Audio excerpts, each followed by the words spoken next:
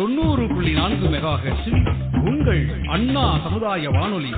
புதிய சமுதாயம் படைப்போம்.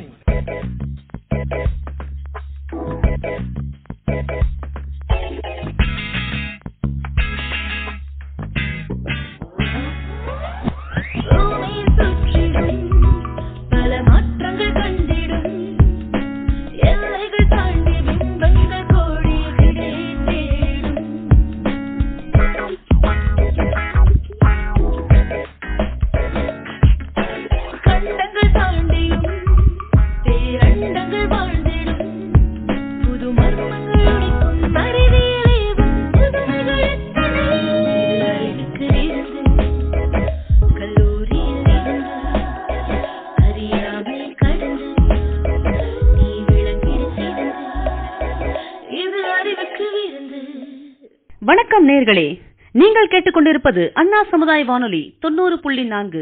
இது இந்தியாவின் முதல் சமுதாய வானொலி. இந்த நிகழ்ச்சி மத்திய அரசின் விஞ்ஞான் பிரசார், அறிவியல் பலகை, தமிழ்நாடு அறிவியல் தொழில்நுட்ப மையம் ஆகியவற்றோடு நமது அண்ணா சமுதாய வானொலி இணைந்து வழங்கும் அறிவுக்கு விருந்து நிகழ்ச்சியின் 7ஆம் பாகம், காலநிலை மாற்றங்கள். இந்த நிகழ்ச்சியில காலநிலை மாற்றத்தை பத்தி நாம தெரிஞ்சுக்க போறோம். காலநிலை மாற்றம் என்பது நமது காலத்தின் மிக அழுத்தமான உலகளாவிய சவால்களில் ஒன்றாக உருவெடுத்துள்ளது. இது புதை படிவ எரிபொருட்கள், அதாவது ஃபாசில் ஃபியூயல்ஸ் எரித்தல், காடழிப்பு மற்றும் தொழில்துறை செயல்முறைகள் போன்ற மனித நடவடிக்கைகளால் முதன்மையாக ஏற்படும் வானிலை முறைகள் மற்றும் வெப்பநிலைகளின் நீண்ட கால மாற்றங்களை குறிக்கிறது. காலநிலை மாற்றத்தின் விளைவுகள் நமது சுற்றுச்சூழல், பொருளாதாரம் மற்றும் மனித நல்வாழ்வுக்கு அச்சுறுத்தல்களை ஏற்படுத்துகின்றன. காலநிலை மாற்றத்தை நிவர்த்தி செய்வதற்கான காரணங்கள், தாக்கங்கள் மற்றும் சாத்தியமான தீர்வுகளை நாம தெரிஞ்சுக்கலாமா? இப்போ காலநிலை மாற்றத்திற்கான காரணங்கள் என்னன்னு நம்ம தெரிஞ்சுப்போம். காலநிலை மாற்றத்தை முதன்மையாக இயக்குவது மனித நடவடிக்கைகளின் விளைவாக வெளியேறும் கிரீன் ஹவுஸ் வாயுக்களே, அதாவது கிரீன் ஹவுஸ் கேசஸ் அப்படின்னு சொல்லுவோம். நிலக்கரி, எண்ணெய் மற்றும் இயற்கை எரிவாயு போன்ற புதை படிவ எரிபொருட்களை எரிப்பதால் வளிமண்டலத்தில் கார்பன் டை ஆக்சைடு, CO2 அப்படின்னு சொல்லுவோம் இல்லையா, அது வெளியேறுகிறது. காடழிப்பு மற்றும் நில பயன்பாடு மாற்றங்கள் வளிமண்டலத்தில் CO2வின் அளவை உயர்த்துவதற்கு பங்களிக்கின்றன. கால்நடைகள், விவசாயம் மற்றும் நிலப்பரப்பில் இருந்து வெளியேறும் மீத்தேன் வாயு, அதாவது CH4, அத்துடன் தொழில்துறை செயல்முறைகள் மற்றும் உரங்களில் இருந்து வெளியேறும் நைட்ரஸ் ஆக்சைடு, அதாவது N2O, இவை கிரீன் ஹவுஸ் விளைவை தீவிரப்படுத்துகின்றன. இந்த வாயுக்களின் திரட்சியானது பூமியின் வளிமண்டலத்தில் வெப்பத்தை அடைத்து புவி வெப்பமடைதலுக்கு வழிவகுக்கிறது. சரி, இன்னைக்கு நம்ம கூட சிலர் இருக்காங்க. அவங்க யாருன்னா carbon dioxide, methane, nitrous oxide, hydrofluorocarbon, perfluorocarbon மற்றும் சல்ஃபர் ஹெக்ஸாஃப்ளூரைடு. இவங்க எல்லாம் எதுக்காக இங்க வந்திருக்காங்கன்னு நிகழ்ச்சியை கேட்டு தெரிஞ்சுக்கலாமா? ஹாய் நண்பர்களே, இதுதான் காத்துல வெளியாகிற கார்பன் டை ஆக்சைடு. இது ஒரு புதிய சாகசத்திற்கான நேரம். உலகத்தை நம்ம ஆராய்வோமா? பசுமை இல்ல வாயுக்களை பற்றி தெரிஞ்சுக்கலாமா? பசுமை இல்ல வாயுக்கள்னா கிரீன் ஹவுஸ் கேசஸ் அப்படின்னு உங்க எல்லாருக்கும் தெரியும்னு நினைக்கிறேன். ஹே, கிரீன் ஹவுஸ் விளைவுல நான் எவ்வளவு முக்கியம் அப்படிங்கறத எல்லாருக்கும் காட்டுறதுக்கு ஆவலா காத்திருக்கிறேன். நைட்ரஸ் ஆக்சைடோட விளைவுகள், அப்புறம் அது காலநிலை மாற்றத்திற்கு எவ்வாறு பங்களிக்குது அப்படிங்கறத பத்தி உங்க எல்லாருக்கும் நான் சொல்ல போறேன். என்ன மறந்துடாத, நான் சின்னவனா இருக்கலாம், ஆனா ஓசோன்ல பெரிய தாக்கத்தை நான் தான் ஏற்படுத்துறேன். அது சரி, தீங்கு விளைவிக்கிற புற ஊதா கதிர்கள் கிட்ட இருந்து பூமியை பாதுகாக்க நான் உதவுவேன். நம்ம பூமிக்கு நீராவி எவ்வளவு முக்கியமானது அப்படின்றத சொல்றதுக்கு தான் நான் இங்க இருக்கேன். எல்லாருக்கும் வணக்கம். இந்த பூமிக்கு வெப்பத்தையும் ஒளியும் கொடுக்க தான் நான் இங்க இருக்கேன். நீங்க எல்லாம் சாகசத்துக்கு தயாரா? இவர்கள் சாகசம் ஒரு பரபரப்பான நகரத்துல தொடங்குது. இங்க கார்பன் எரிவதை கவனிக்கிறாரு. அந்த எரியறதுல இருந்து கருமையான புகை வெளியேறுது. நண்பர்களே, அங்க ஏதோ எரியுது, அதை கவனிச்சீங்களா? அங்க ஏதோ புகை வெளியேறுது, அதை பாருங்க. இதுதான் காத்துல வெளியாகிற கார்பன் டை ஆக்சைடு. நான் இங்க இருக்கேன்றதை மறந்துடாதீங்க. நான் பண்ணைகளை கடந்து போகும்போது விலங்குகளின் செரிமானம் மூலமா காலநிலை மாற்றத்துக்கு எவ்வளவு பங்களிக்கணும் அப்படிங்கறத நீங்க தெரிஞ்சுப்பீங்க. இப்போ கிரீன் ஹவுஸ் வாயுக்கள் ஒரு பண்ணைக்கு வராங்க.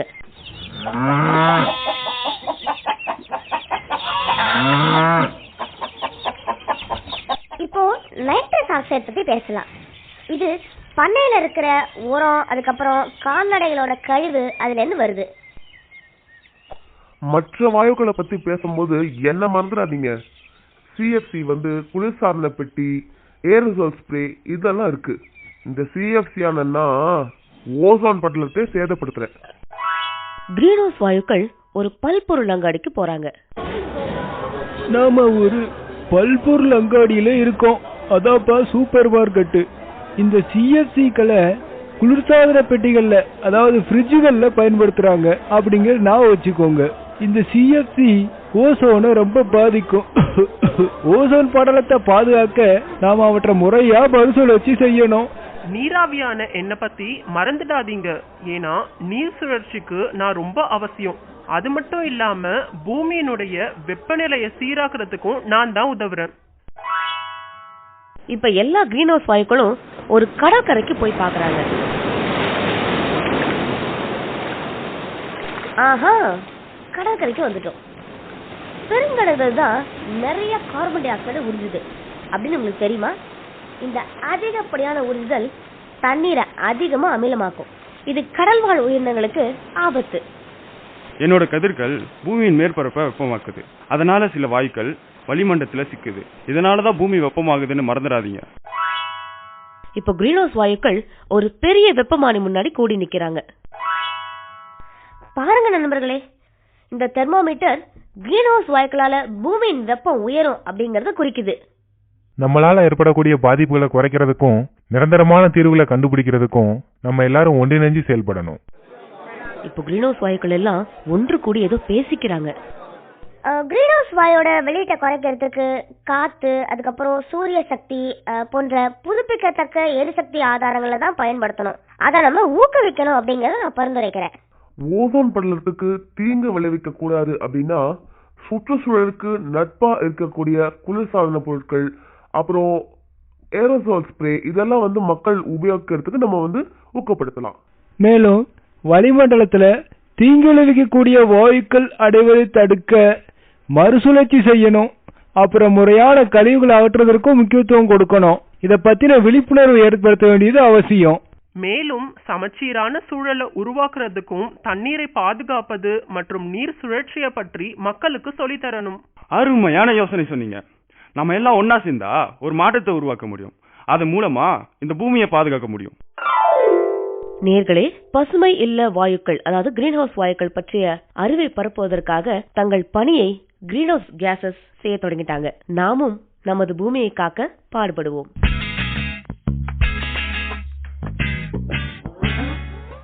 நேயர்களே, நாம் தொடர்ந்து காலநிலை மாற்றத்தை பற்றி மேலும் விரிவாக ஆராய்ந்து அறிந்து கொள்வோம். காலநிலை மாற்றத்தின் தாக்கங்கள் பலதரப்பட்டவை மற்றும் நம் வாழ்வின் பல்வேறு அம்சங்களை பாதிக்கின்றன. அதிகரித்து வரும் வெப்பநிலை மற்றும் மாறும் வானிலை முறைகள், சூறாவளி, வறட்சி, வெள்ளம் மற்றும் வெப்ப அலைகள் உள்ளிட்ட கடுமையான தீவிர வானிலை நிகழ்வுகள் அடிக்கடி ஏற்படுகின்றன. இந்த நிகழ்வுகள் உயிரிழப்பு, சமூகங்களின் இடம்பெயர்வு, உட்கட்டமைப்பு அழிவு, விவசாயம் மற்றும் உணவு உற்பத்தியில் இடையூறுகளுக்கு வழிவகுக்கும். கூடுதலாக இந்த காலநிலை மாற்றம் பல்லுயிர் மற்றும் சுற்றுச்சூழல் அமைப்புகளை அச்சுறுத்துகிறது. வெப்பநிலை மற்றும் மழைப்பொழிவு முறைகளில் ஏற்படும் மாற்றங்கள் வாழ்விடங்களை மாற்றுகின்றன. இது இனங்கள் அழிவுக்கு வழிவகுக்கிறது, சுற்றுச்சூழல் அமைப்புகளை சீர்குலைக்கிறது மற்றும் இயற்கை வளங்களின் தன்மை குறைகிறது. பனிப்பாறைகள் மற்றும் பனிக்கட்டிகள் உருகுவதால் ஏற்படும் கடல்மட்ட உயர்வு, கடலோர அரிப்பு மற்றும் தாழ்வான பகுதிகளில் வெள்ளம், கடலோர சமூகங்கள் மற்றும் உட்கட்டமைப்புக்கு ஆபத்தை ஏற்படுத்துகிறது. காலநிலை மாற்றம் மனித ஆரோக்கியத்திற்கும் குறிப்பிடத்தக்க அபாயங்களை ஏற்படுத்துகிறது. வெப்ப அலைகள் வெப்பம் தொடர்பான நோய்கள் மற்றும் இறப்புகளை ஏற்படுத்தும். அதே நேரத்தில் அதிகரித்த காற்று மாசுபாடு சுவாச நிலைமைகளை மோசமாக்குகிறது. காலநிலையால் தூண்டப்படும் உணவு மற்றும் நீர் பற்றாக்குறை, ஊட்டச்சத்து குறைபாடு மற்றும் நீர்வழி நோய்களுக்கு வழிவகுக்கும். நாம் இப்போது காலநிலை மாற்றத்திற்கான தீர்வுகள் பற்றி அறிந்து கொள்வோம். காலநிலை மாற்றத்தை எதிர்கொள்வதற்கு அரசாங்கங்கள், வணிகங்கள், சமூகங்கள் மற்றும் தனிநபர்களை உள்ளடக்கிய ஒரு விரிவான மற்றும் கூட்டு அணுகுமுறை தேவைப்படுகிறது. இங்கே சில முக்கிய தீர்வுகள் உள்ளன. அவற்றை தெரிந்து கொள்வோமா? புதைப்படிவ எரிபொருட்களிலிருந்து சூரிய, காற்று மற்றும் நீர்மின் ஆற்றல் போன்ற புதுப்பிக்கத்தக்க ஆதாரங்களுக்கு மாறுவது கிரீன்ஹவுஸ் வாயு வெளியேற்றத்தை குறைக்க மிகவும் முக்கியமானது. தனிநபர்கள் கூரை சோலார் பேனல்கள் மற்றும் ஆற்றல் திறன் உள்ள சாதனங்கள் மூலம் சுத்தமான ஆற்றல் பயன்பாட்டை ஊக்குவிக்க முடியும். புதுப்பிக்கத்தக்க எரிசக்தி மேம்பாட்டிற்கு அரசாங்கங்கள் ஊக்கத்தொகை மற்றும் ஆதரவை வழங்க வேண்டும்.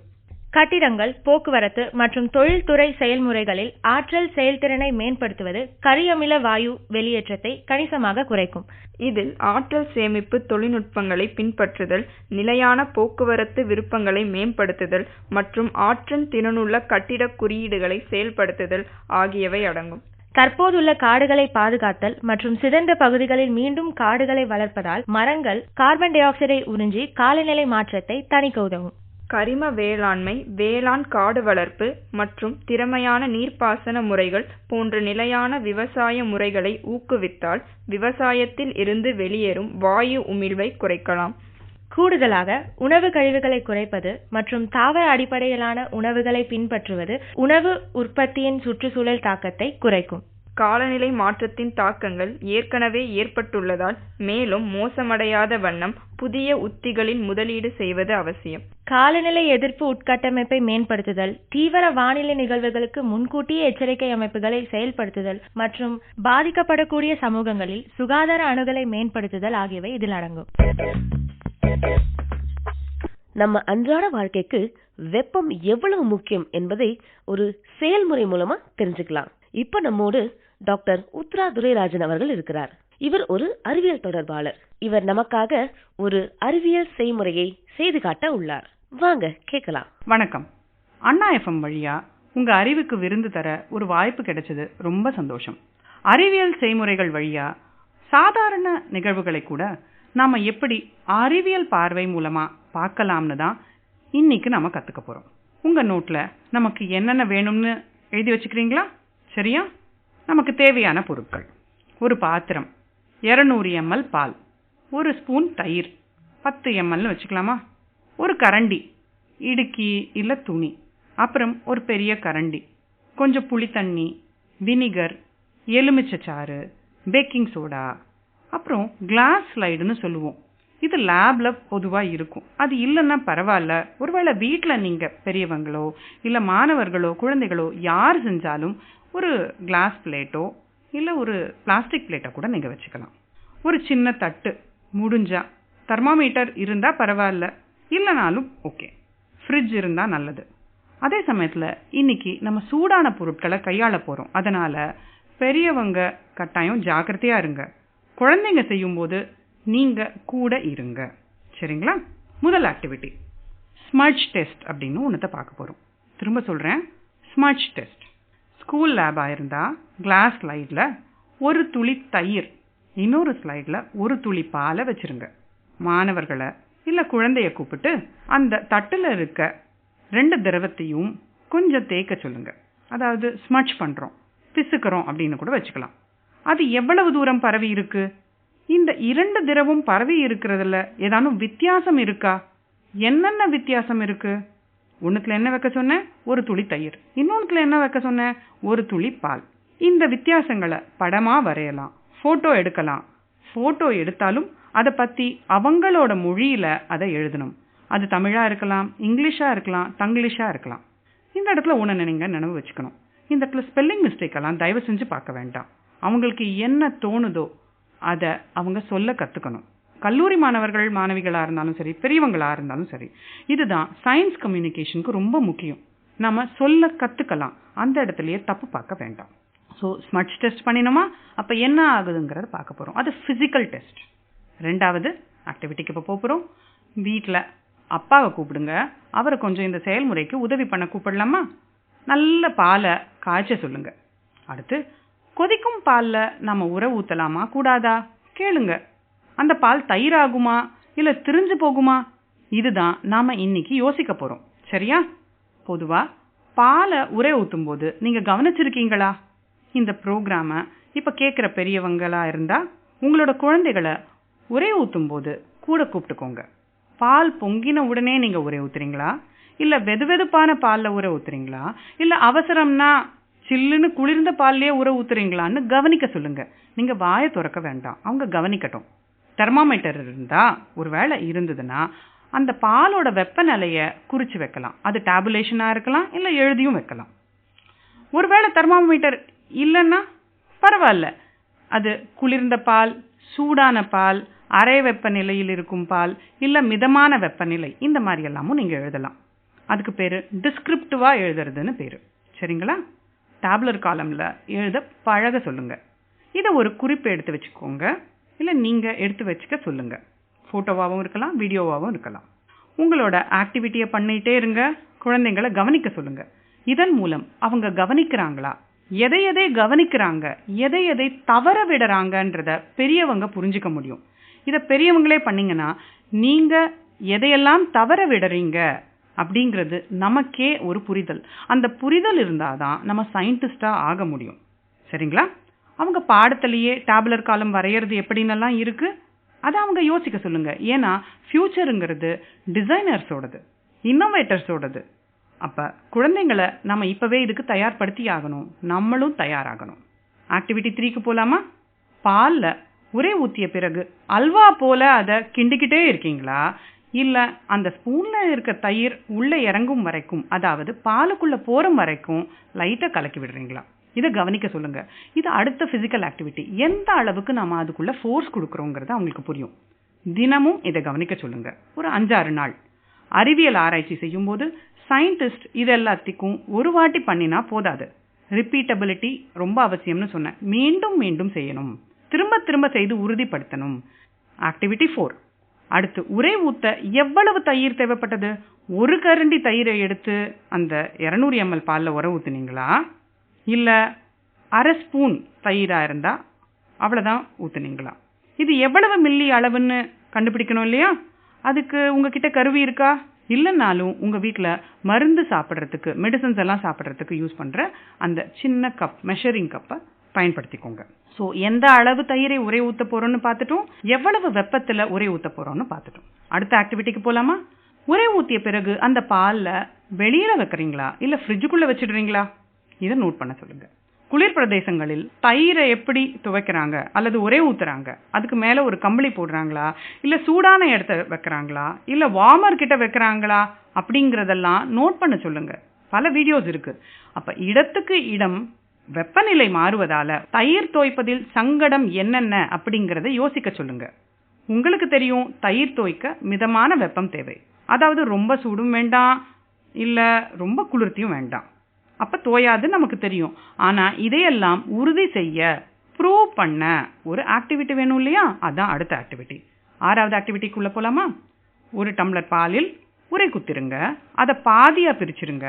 அரை டம்ளர் பால், அதாவது உரை ஊற்றிய பால், அரை டம்ளரை ஃப்ரிட்ஜுக்குள்ள வச்சிருங்க. இன்னொரு அரை டம்ளரை வெளியில வைக்க சொல்லுங்க. அடுத்த நாள் காலையில 2த்தையும் அவங்க எப்படி இருக்குன்னு கம்பேர் பண்ணட்டும். அப்ப அவங்களுக்கு என்ன புரியும்? பால் தயிரா மாறுவதற்கு அரை வெப்பம் தேவை. இது நமக்கு புரியும் இல்லையா? கூடயே இந்த இடத்துல லேபிளிங், சயின்ஸ் லேப்ல ரொம்ப முக்கியமான ஒரு விஷயம், லேபிளிங் பத்தியும் சொல்லி கொடுக்க போறோம். ஃப்ரிட்ஜுக்குள்ள வைக்கிற பாலுக்கு சாம்பிள் 1 இல்ல சாம்பிள் ஃப்ரிட்ஜ் அப்படின்னு ஒரு லேபிள் கொடுத்துட போறோம். அதே மாதிரி வெளியில வைக்கிறதுக்கு சாம்பிள் 2. இது லேபிளிங்கிறது ஒரு விஷயத்த அவங்களுக்கு பழக்கப்படுத்துறதுக்காக இந்த லேபிளிங் பண்ண போறோம். சரி, தயிரா மாறிடுச்சா இந்த பால் அப்படின்னு நம்ம புரிஞ்சுக்கணும் இல்லையா? அப்ப என்ன பண்ணணும்? முதல் ஆக்டிவிட்டி, அந்த ஸ்மட்ச் டெஸ்ட் இருக்கா, அங்க போனாலே நமக்கு தெரியுமா? ஸோ பிசிக்கலி, அதாவது மேலே பார்க்கும்போது அவை எப்படி இருக்கின்றன, டெக்ஸ்சர் வேறுபடுகிறதா, அதனுடைய குணங்கள் வேறுபடுகிறதா, சுவைத்து பார்க்க சொல்லலாம். ஆனா அதுல சில ரிஸ்க் இருக்கு. அதனால சுவை கட்டாயமா நல்லா இருக்கும். இல்ல உங்க குழந்தைகளுக்கோ இல்ல உங்களுக்கோ அலர்ஜி இல்லைன்னா சுவைத்து பாருங்க, இல்லாட்டி சுவைக்க வேண்டாம். வாசனை முகர்ந்து பார்த்து நீங்க இதை பார்க்கலாம். முக்கியமா இது எல்லாத்தையும் டேப்லெட் பண்ணுங்க. கண்ணின் மூலமா பார்க்கறது, தொட்டு பார்க்கறது, சுவைத்து பார்க்கறது, இப்படி பல உணர்ச்சிகள் மூலமா கற்றால்தான் அந்த நியூரான் நெட்வொர்க் வளம் பெறும். அதுதான் உண்மையான கல்வி. அதனால இதுக்கெல்லாம் நமக்கு தேவை நிறைய பொறுமை. சரி, இன்னைக்கு என்னென்ன கத்துக்கிட்டோம்? ஸ்மட்ச் டெஸ்ட் கத்துக்கிட்டோம், தயிரை தோய வைக்க அரை வெப்பம் தேவைன்னு கத்துக்கிட்டோம், இதை ப்ரூவ் பண்ண கத்துக்கிட்டோம், லேபிளிங் பண்ணவும் கத்துக்கிட்டோம். வணக்கம். தொடர்ந்து நம்ம கேட்க இருக்கும் பகுதி அறிவியல் அறிஞர்கள். இன்னைக்கு நம்ம சுற்றுச்சூழல் ஆர்வலர் டாக்டர் ராஜேந்திரகுமார் பச்சௌரி அவர்களை பத்தி தெரிஞ்சுக்கலாம். ஆர்.கே. பச்சௌரி, அதாவது ராஜேந்திரகுமார் பச்சௌரி, இவர் இந்திய பொருளாதார நிபுணர் மற்றும் சுற்றுச்சூழல் ஆர்வலர். காலநிலை மாற்றத்துறையில் இவரது பங்கு குறிப்பிடத்தக்கது.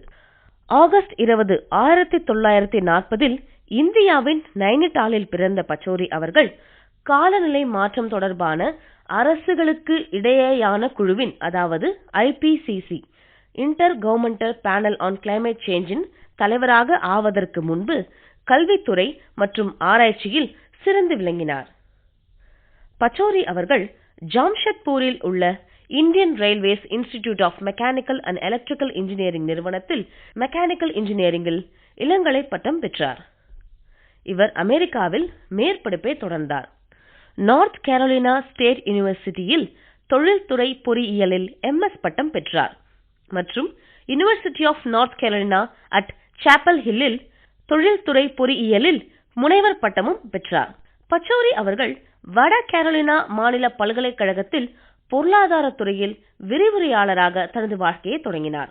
இந்தியா திரும்பிய பிறகு Tata energy research institute TERI இதில் 1982 மூத்த நிர்வாகியாக சேர்ந்தார்.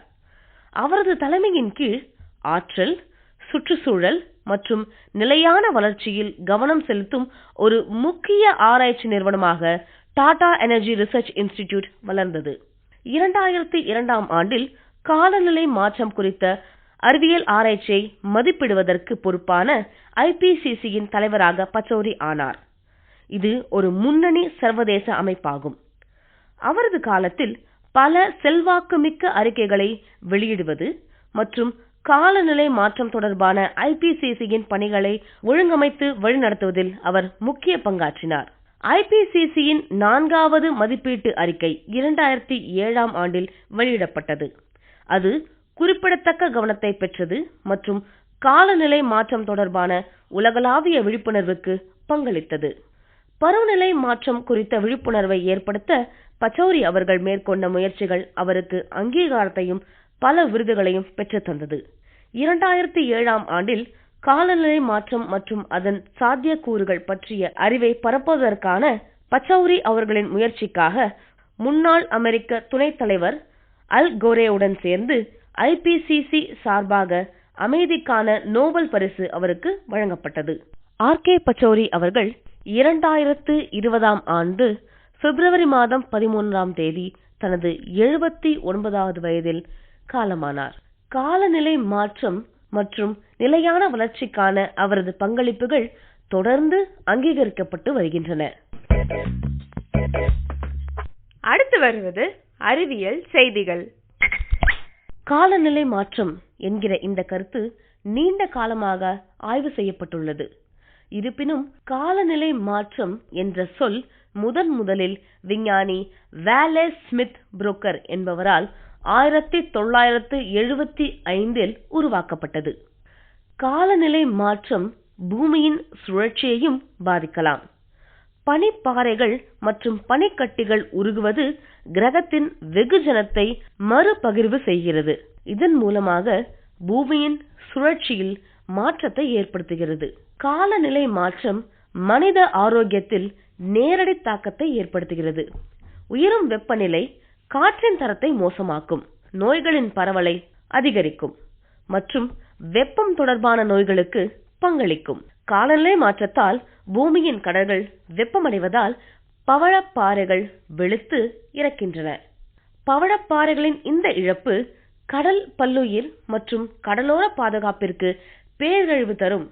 காலநிலை மாற்றம் விலங்குகளின் இடம்பெயர்வு முறைகளில் மாற்றத்தை ஏற்படுத்துகிறது.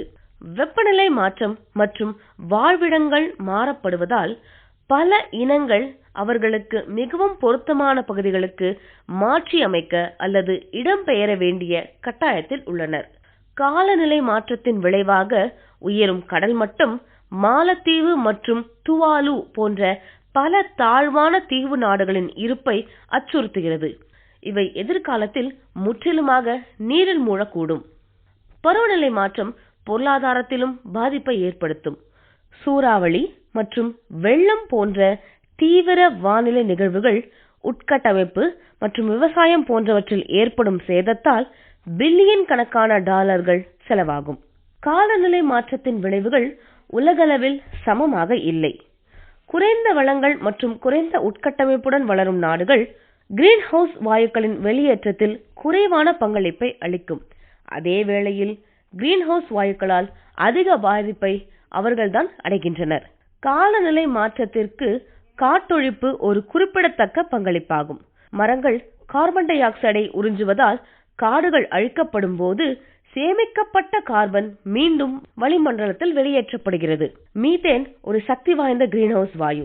நிலக்கரி, எண்ணெய் மற்றும் இயற்கை எரிவாயு உற்பத்தி மற்றும் போக்குவரத்தின் போது வெளியிடப்படுகிறது. இது கால்நடைகள் மற்றும் பிற விவசாய முறைகளினாலும் வெளியேற்றப்படுகிறது. காலநிலை மாற்றம் நிரந்தர பனிக்கட்டியின் இழப்புக்கு வழிவகுக்கிறது. இந்த உறைந்த மண்ணானது குறைந்தபட்சம் 2 வருடங்கள் தொடர்ந்து 0 டிகிரி செல்சியஸ் அல்லது அதற்கும் குறைவான டிகிரியில் இருக்கும். பனிக்கட்டிகள் கரைவதால் அது அதிக அளவில் கார்பன் டை ஆக்சைடு மற்றும் மீத்தேன் வெளியிட காரணமாகிறது. மேலும் இது புவி வெப்பமடைதலை அதிகரிக்கிறது. பருவநிலை மாற்றத்தால் உலகின் பனிப்பாறைகள் வேகமாக உருகி வருகின்றன. இந்த பனிப்பாறைகள் நன்னீர் தேக்கங்களாக செயல்படுகின்றன. மேலும் இவை காணாமல் போவதால் மில்லியன் கணக்கான மக்களுக்கு தண்ணீர் பற்றாக்குறை ஏற்படும். காலநிலை மாற்றம் விவசாய அமைப்புகளின் உற்பத்தி திறனை பாதிக்கும். வெப்பநிலை மாற்றங்கள், மழைப்பொழிவு முறை மற்றும் தீவிர வானிலை நிகழ்வுகள் ஆகியன பயிர் வளர்ச்சியை சீர்குலைத்து விளைச்சலை குறைக்கலாம். காலநிலை மாற்றம் காரணமாக ஆர்க்டிக் பகுதி வெப்பமடைகிறது. இது பனி உருகுவதற்கு காரணமாகிறது. இதனால் புவி வெப்பமடைதல் அதிகரிக்கும். காலநிலை மாற்றம் உயிரினங்களின் வரம்புகளில் மாற்றங்களை ஏற்படுத்துவதன் மூலமாக வேட்டையாடும் திறன் மாறுவதற்கும் காரணமாக அமைகிறது. உலக அளவில் பல்லுயிர் பெருக்கத்தை இது அச்சுறுத்தும். இதன் மூலமாக சுற்றுச்சூழல் அமைப்புகளின் நுட்பமான சமநிலையை இது சீர்குலைக்கும். நேயர்களே, இன்றைய நிகழ்ச்சியில் காலநிலை மாற்றத்தை பற்றி நாம் தெரிந்து கொண்டோம். இந்த நிகழ்ச்சி உங்களுக்கு பயனுள்ளதாக இருந்திருக்கும் நாங்கள் நம்புறோம். மீண்டும் அடுத்த ஒரு நிகழ்ச்சியில் உங்களை சந்திக்கிறோம். நன்றி, வணக்கம்.